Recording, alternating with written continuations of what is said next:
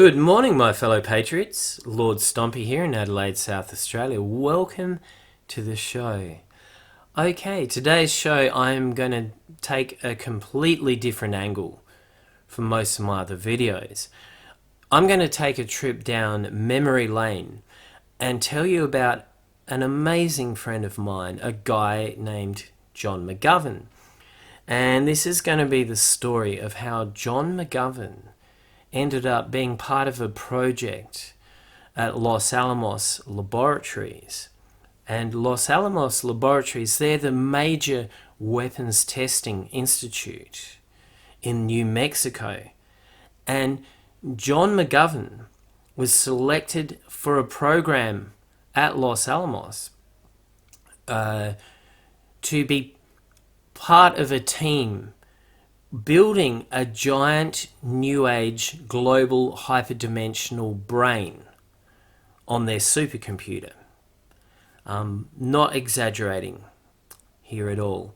He was a selected candidate, and they were using people like John McGovern as raw human data or raw human input to build a multi-dimensional hyperbrain of some sort on the Los Alamos supercomputer.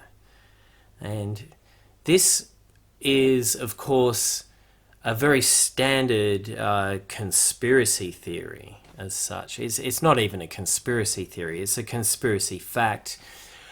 There's lots of YouTube videos talk about all this sort of, the government's building these giant supercomputer brains to rule the world. Well, yeah, the government is doing these kind of things. I wouldn't even call it the government. I would call it the elites. I would say these are the people above our governments, the real rulers of the world. Now, the thing is I'm not going to delve into the deep conspiracy theories. When I get to telling you about John McGovern and his role, I'm just going to tell you some facts. I'm not going to go into speculation. Most of this story, it actually is a backstory leading up to John becoming part of this project. I believe that the backstory is every bit as interesting as the story about this project for the New Age global brain. So sit back, grab yourselves a cup of tea, and let's get on with the story. So first of all, we have to reverse the clock back to the late 1980s. When I was a juvenile delinquent. Now, I grew up with an incredibly neurotic middle-class family, and by the time I was 15, my neurotic single mother, I came home and all my belongings were thrown out in the street. She'd basically kicked me out of the house with no warning. So suddenly, I didn't really have any place to call home or to go to anymore. So I was living the life of a complete juvenile delinquent with no rules, no regulations. I was getting up to all sorts of petty criminal behaviour, taking all sorts of crazy drugs, doing all this crazy stuff. Now, at that time in my life, I had a friend. He was a real space cadet hippie, and his name was Michael Bates. And he'd often be talking all this crazy, weird, hippie new age stuff. And we all thought Michael Bates was kind of goofy, but we kind of liked him because we'd sit around smoking marijuana with him, and he seemed to have a supply of free marijuana from somewhere. And one day I finally went back to Michael's house, and this is where I found out where the supply of free marijuana was coming from, because I walked through the door and I met Michael's stepdad, and his stepdad was John McGovern. And John was a 4'11", overzealous hippie Scotsman. And he was sitting there wearing all this tie-dye. And he was a friendly guy. He was a friendly guy, very bright, very high IQ, actually. And he was eccentric as hell as well. He was mad as a bag of cut snakes in with the bargain. So very interesting personality type here right away. The first thing that happened when I walked through the door was John McGovern offered us both this pipe of marijuana to share with him. And he had this classic sort of long bamboo sort of Native American Indian pipe. It was all very peace and love, man. So we sat down and got stoned with John. And my young, naive, stupid brain was suddenly getting saturated with THC, and I'm getting really high. And then John launches into all this highfalutin, high IQ, new age babble that was mixed in with all this scientific fact. And to me, as a young, stupid person, I was just like, and I was suddenly really stoned. I'm just thinking, oh my God, this guy's amazing. He knows all the deepest secrets of the universe. John knows all the answers to life. Wow. This is incredible. So, needless to say, there was a supply of free marijuana at John McGovern's house. And there was all these crazy new age hippies there that were all part of this hippie new age cult. But me being young and, basically I was just a sponge. I was a drug sponge, man. And I like crazy and weird things. My whole background, my middle class background was crazy. I was a hooligan on the streets, getting up to all this crazy stuff. And so almost straight away, I began hanging out with this new age community. And to me, I did think they were very eccentric, and I thought they were weird hippies. But because of my street background and my incredibly dysfunctional middle class background, to me, this new age community seemed kind of like a family. Very, very quickly, I was like, oh, these guys are cool, it's all peace, love, and drugs, and talking this highfalutin, crazy shit, man. Oh, this is amazing. Yeah, let's all do this. This is cool. So I was in like Flynn.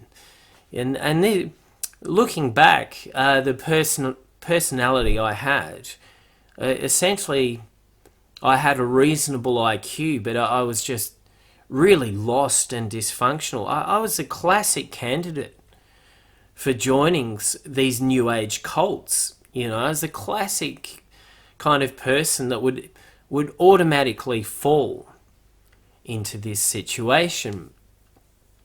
So very quickly, I was joining in with these people, and we were sitting around crystals, and we were chanting the names of all these higher deities or higher intelligence beings, is the way they'd put it.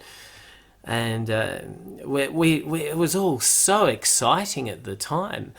It was the late 80s, and in the West, in the late 80s, things were still great in many ways. There was a lot of other dysfunctional dark shit going on, but essentially society in the West in the late 80s was very positive. It was still very cohesive. The economy was going strong. And society still had quite a lot of a traditional basis. And we hadn't been totally flooded with all these waves of immigration from totally different cultures. So we hadn't entirely annihilated our own culture with all this crazy new age stuff, and we hadn't entirely diluted ourselves with all this other immigration.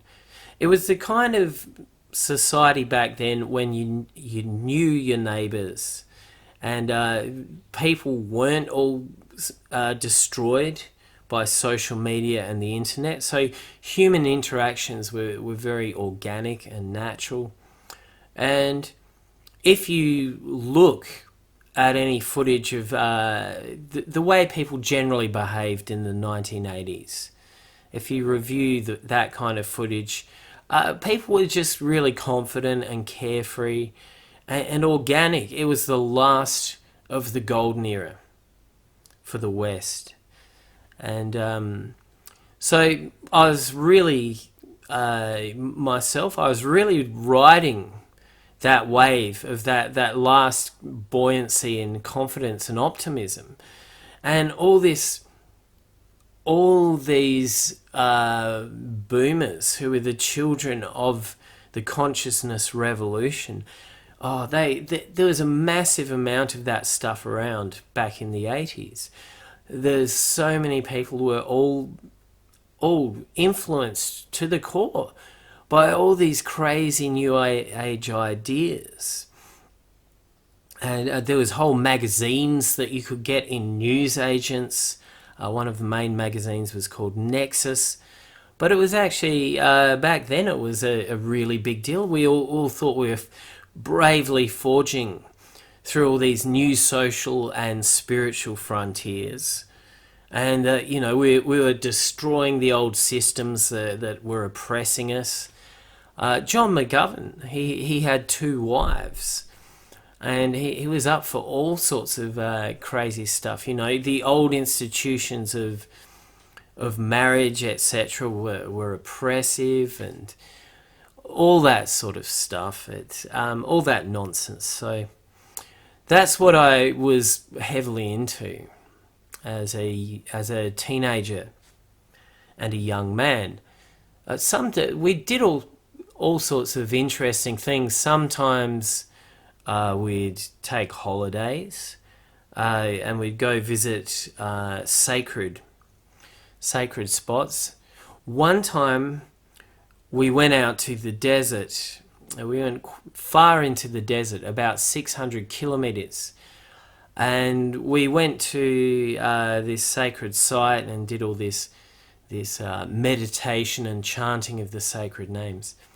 What's really interesting was the next night, my friend and I had split off from the main group, and we were staying in this tiny desert town called Parachilna. It was a town with about 11 people at the time, and a single hotel, the Parachilna Hotel.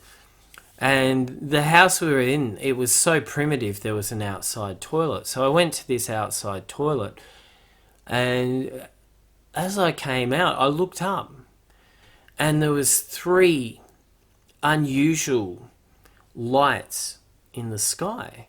These lights were above this amazing geological formation in the South Australian desert. This formation is called Wilpena Pound.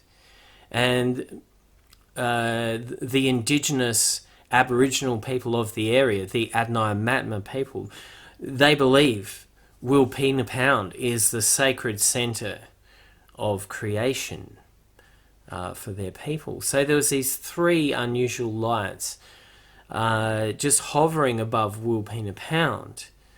I was thinking, that's really weird. What's going on here? Without warning, these lights began changing colours. So they were flashing all the colours of the rainbow. And then they began performing all these totally unexplained synchronized movements that defied the laws of conventional physics. So these lights were darting this way and that way. They were hovering and then accelerating to about 20,000 kilometers an hour with no there was no build up. No, it was just like, and all three of these lights were performing complex, synchronized patterns together. And to this day, I have no explanation of what these lights were. I ran inside the house and I called out my friend. It was Michael Bates, my friend from school, who was staying in this house with me. So we all went out and we looked at these lights and stood there in trance for about 20 minutes. And so back at the time, with all this new age conditioning, I basically just assumed these lights were these higher dimensional intelligence and that they were trying to somehow communicate with us, etc., etc. So there's that whole grab bag behind there of all these new age ideas had tied into basically this whole, not just religious philosophy, but life outlook. And as the 80s progressed into the 90s, we moved out of the last of the golden age of Western civilization, and that was the age of... Suddenly, it was the age of disintegration. This is very obvious now. Suddenly, the main music that was popular was grunge. That was the main popular music innovation of the time. So suddenly there was this really sad, angry and angsty music, and it was all about emptiness and questioning and basically the older generation, the boomers, had their consciousness revolution had been successful. They'd destroyed the old order. They'd destroyed the old social order. They'd destroyed the old spiritual order. And this was seen as a wonderful thing, but then suddenly you just had this wilderness. It was a social and a spiritual wilderness. All this highfalutin ideology it wasn't fulfilling the spiritual needs of the younger generation. It really wasn't fulfilling any need at all. And as the social dislocation in the West began to really kick in, I noticed the same time this New Age group I was with, the same thing was happening socially and spiritually within the group. So in the late 80s, when I first became involved, everyone was buoyant and they were positive and they were optimistic, and there was no boundaries anymore, and we could all do whatever we want, and we're all taking all these heavy drugs and chanting sacred names and liberating the earth and liberating ourselves, and a lot of the people in the group were doing wife and partner swapping because it was now it was the age of Aquarius, and you were being oppressive if you banned your wife from screwing your friends, etc. And so at the same time, this New Age group was suddenly starting to disintegrate, and it began happening slowly, but then it just went really, really fast. The same way that Western society did in the 90s. We were all on this high, and then suddenly, very quickly, everyone was confused, and things weren't sort of working out how everyone expected. We all expected this, that we'd end up transforming into this age of peace, love and harmony, and that just never happened, obviously. Otherwise we'd all be living in the utopia now. The expected New Age utopia has never arrived, and it will never arrive. So that's the social background. Now, central to all of this, John McGovern was the unquestioned alpha male. He was the leader. He was the guru. He was the alpha man. He had 2 wives. He had an exceptionally high IQ.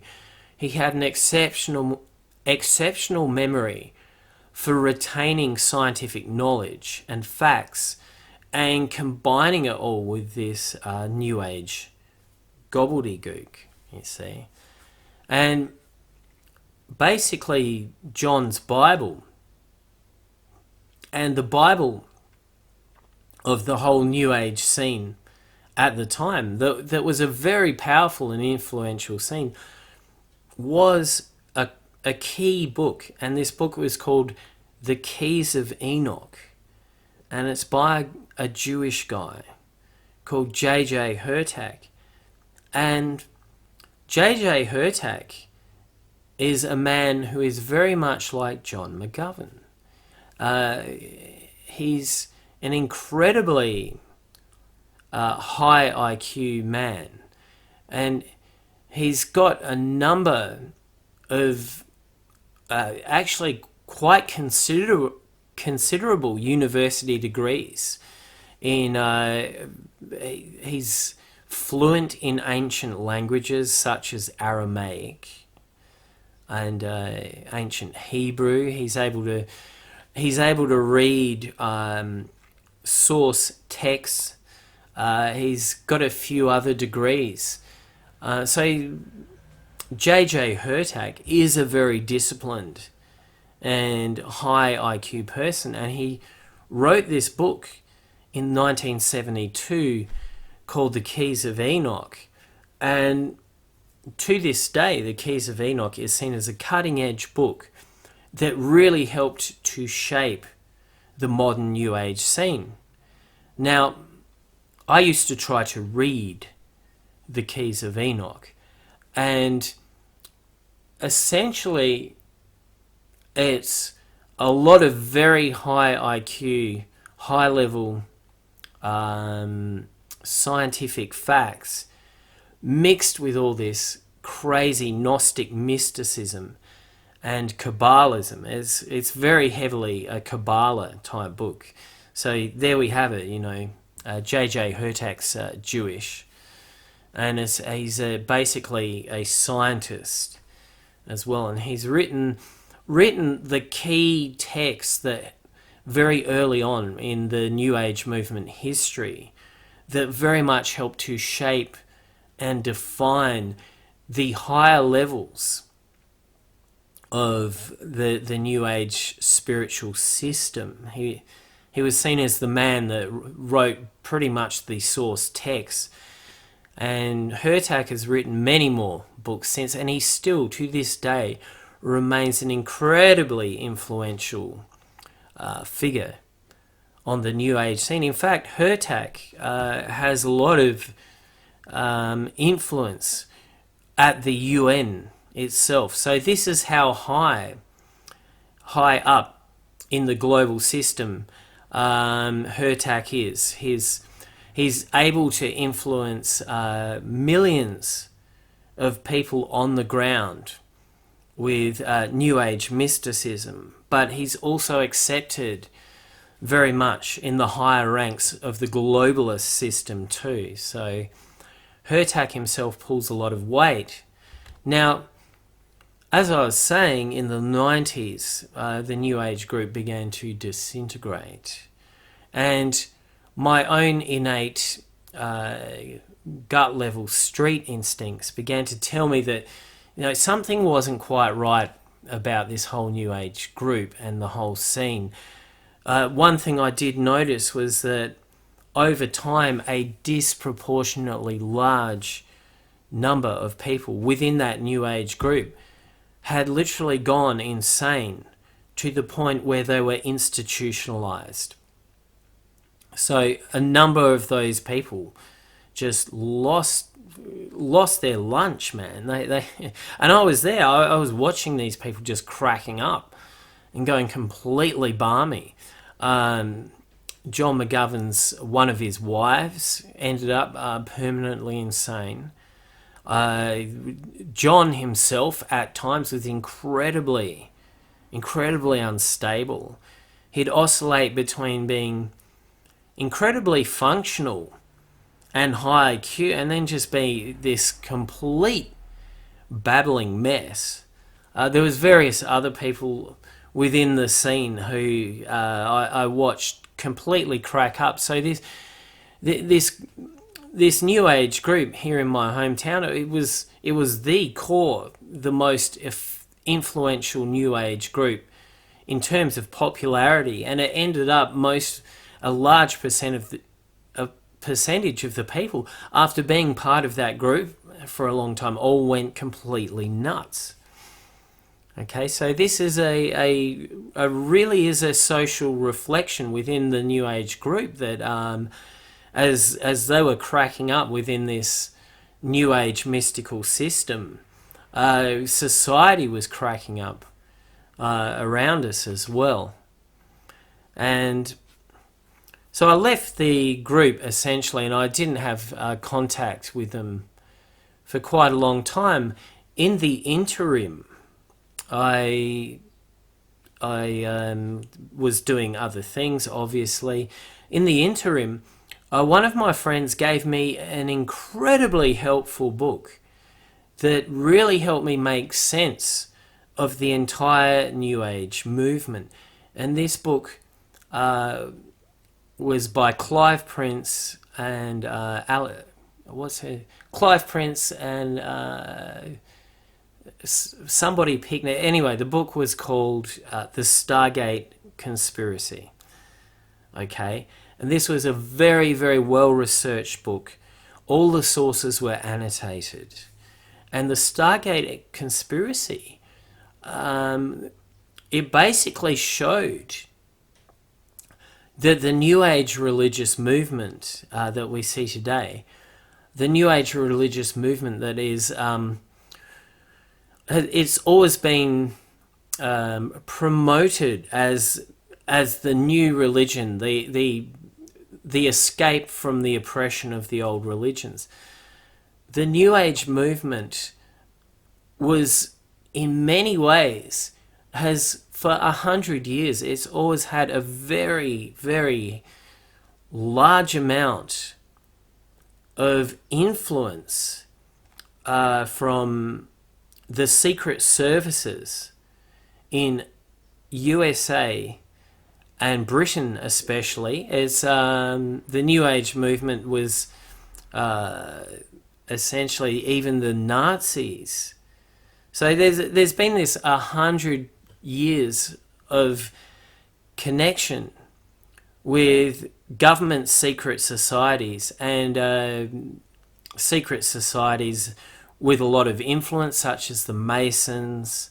All these kind of people have been incredibly hard at work behind the scenes, creating the New Age movement.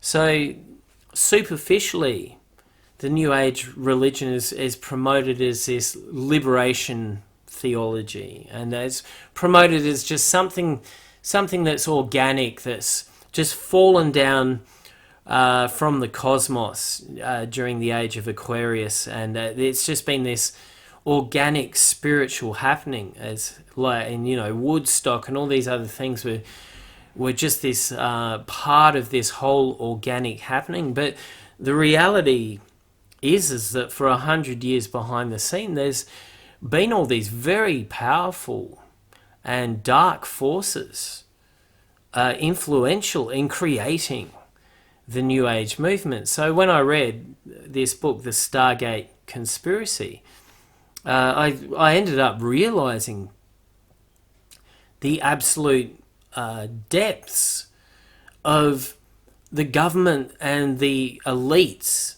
involvement in creating this new system. I was kind of really blown away, because it made me question not just the New Age movement, but a lot of my own New Age assumptions about life and the universe. And it really made me question the governmental and elite involvement in shaping human consciousness on this planet. So there was this period where I was really reformulating my whole thoughts on all these issues, and after about 5 or 6 years of no contact with the group or no contact with John McGovern, I ended up phoning up John McGovern and just catching up to see how he's doing. And he said, "Oh, I'm doing great. I'm currently working in partnership with the Los Alamos laboratories." And I said to John, "That's really, really weird, man." And he was like, "Oh, yeah, it is." He said, I'm in this project. They're asking me all these incredibly complex questions. And John was liaising with such people like scientists like astrophysicists and all these high-level scientists, and they were running him through all these questions and tests, and they were recording all this as data, and they were feeding this data into their supercomputer as raw human input. And I said, "Wow, that's John. I'm really surprised you're working now within the system." And he said, "Yeah, I am. And he had this kind of weird hippie rhetoric that he was trying to, get his new age ideas in there and change the system." And I said, "Why are Los Alamos doing this? What is the point of this?" And John said, "Well, they pick me and 100 people around the world as people having the most unique thought, the most unique thinking patterns and outlook on life. And we were people of interest to the Los Alamos laboratories. And what they're doing is they're doing a long-term experiment where they're basically building up these maps, these hyperdimensional maps on their supercomputer, where they're building a map of the brain type and the thinking patterns of each individual, and then essentially they were going to combine the 100 most unique thinkers' brains together in cyberspace and try to create this global hyperdimensional new age brain. Was pretty much exactly how John explained this to me. So anyway, that's the story of the project of the global new age human brain that John McGovern was involved with. And, I'm not going to embellish on what the Los Alamos laboratories were going to do with this human brain. Any of that would just be my own conjecture, and there's no point me trying to guess what kind of nefarious things that the military-industrial complex is going to be doing with this hyperdimensional new age brain that they've created in their supercomputer. But the background story that I wanted to illustrate to you people today is the on-the-ground reality of the New Age movement, and me having been a part of it and having seen the effects that this whole movement has had on Western civilization, and looking at the outcomes, the final outcomes of the New Age movement on civilization as a whole, the world civilization. And then after I left the New Age cult and all that craziness, and eventually being lucky enough to find a book that reviewed the whole New Age movement in a very candid and intelligent way. And the Stargate conspiracy pointed out just how much of a global psy-op the entire New Age movement has been. And looking back now from the vantage of my own experience in life, and having lived through certain periods of Western history where I actually saw these transformations taking place, I will summarize my entire story by saying that the New Age movement is a long-term, multi-generational psy-op that was set up by the elites. Back in it began really kicking in the late Victorian era.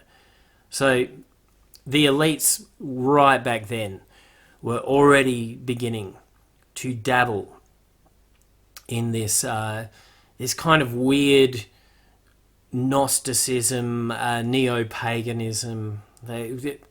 Back then they were already thinking about trying to use it as a force on the general public.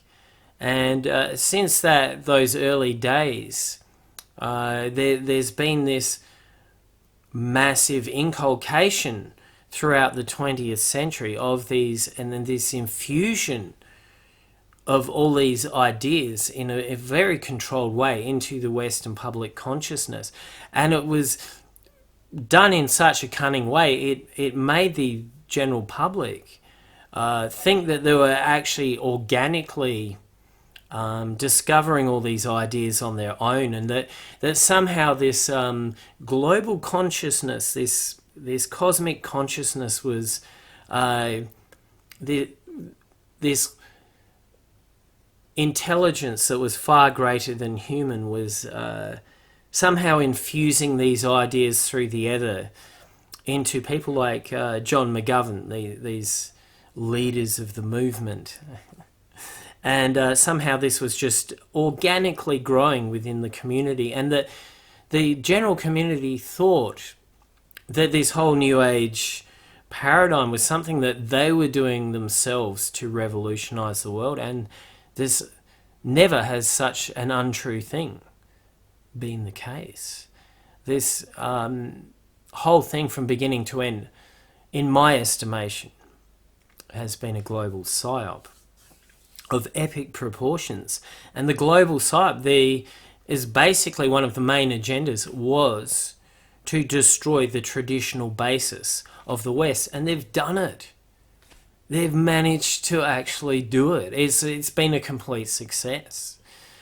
The other part of the operation, I believe, was and still is, these people kind of want to institute their new religion onto the masses, which has been essentially mostly successful. I'm not going to go too much into the conjecture there.